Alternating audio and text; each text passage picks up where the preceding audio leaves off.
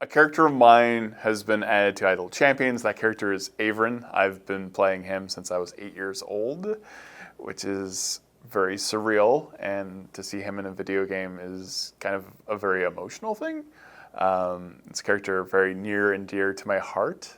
Since he's been around since 1st edition and 2nd edition and 3rd and 4th and 5th now, he actually remembers all of the editions, so he's part Doctor Who and Deadpool kind of all in one, because he remembers every edition of D&D. And so he'll break the fourth wall. He will talk about THAC0 or rules in D&D that no longer exist, or even worlds that maybe don't exist. So he's a fun character to play, and he's evolved since I was 8 years old. I had this very innocent version of Avren. Avren was a ranger. He just wanted to be in the woods and be left alone and have fun and go on adventures. But then, I turned 18, and then suddenly Avren was in all black and was a rogue assassin and became very kind of Christopher Walken-y, if that is a term. So the character has had so many versions, it was hard to boil them down into one. But that's been the fun of the character, because he's not really evil, but he's definitely not good.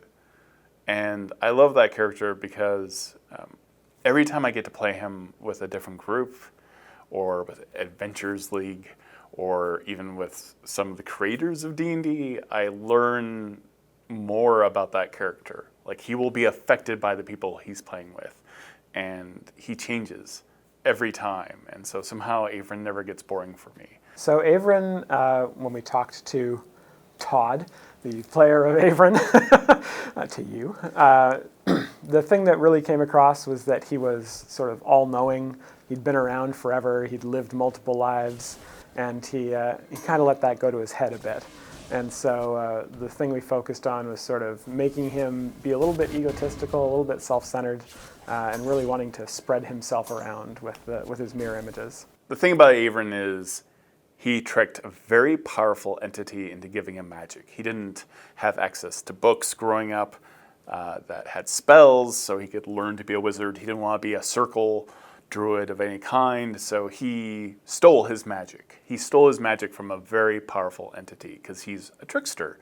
And his progression since then has been basically to become a god, and has achieved that to an extent. But every time Avren dies, he becomes resurrected, but then he's anywhere from level 1 to level 20. So he's kind of the victim of his own trick. Like, he aspired to godhood so much and to have all this power that even though he's effectively immortal, the character just gets reset to 0 over and over and over again till the end of time. And I always like characters that are the victims of their own arrogance. And Avren is definitely arrogant. Avren's alignment is chaotic neutral, but he is deliciously evil and nefarious at the same time. So he's very much a Loki.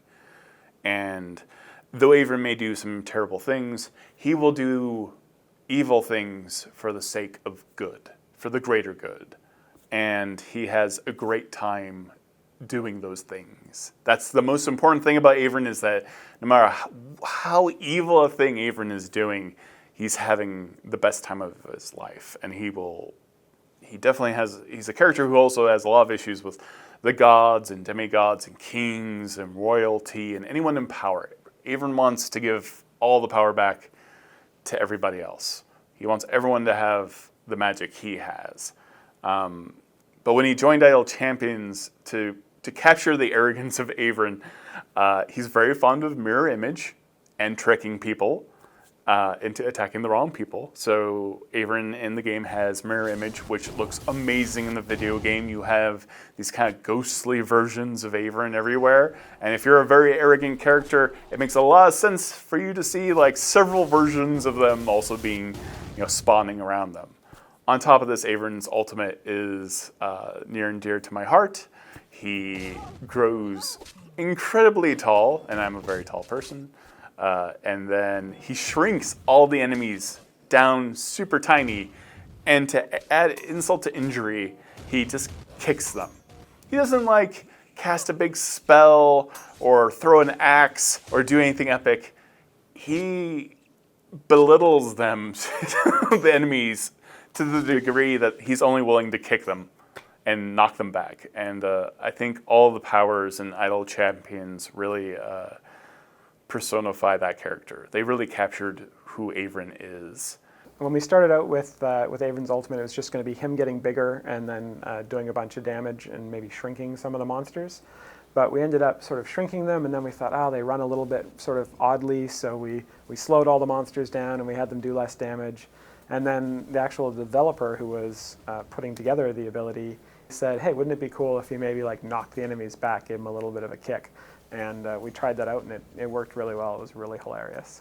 Avren does supply a lot of buffs to his teammates in Idle Champions. If we're talking about how Avren helps people in any given game, Avren does want the people around him to succeed and to help them ultimately. He is always going to try to destroy any kind of power structure he encounters in D&D, but he's not going to actively try to harm other players. But in Idle Champions, he does have some buffs that help the rest of the party. So Avren has a lot of items that you can procure to increase his power, and all of them are almost entirely given to him by his wife, Sofious. Sofious is actually played by my wife, Mordenkainene Kenreck, and she has given the character Avren several items throughout time, and they've been married for centuries, if not more, and just keep on coming back, and they have an eternal love. And it's one of my favorite things about the character, actually. It's the thing that keeps that character human and interesting to me. And so he has a locket with Sofious inside of it that you can get for the character. And he has a music box also from a version of his wife, Sofious, that is very strange and charming. And so there's a lot of little hints about Avren's lore and his marriage to Sofious. And it's one of my favorite things to have in the game. And I think the coolest thing is that my wedding ring is in the game, and that's tied to my wife. And so that's very meaningful for me to have that immortalized in a video game.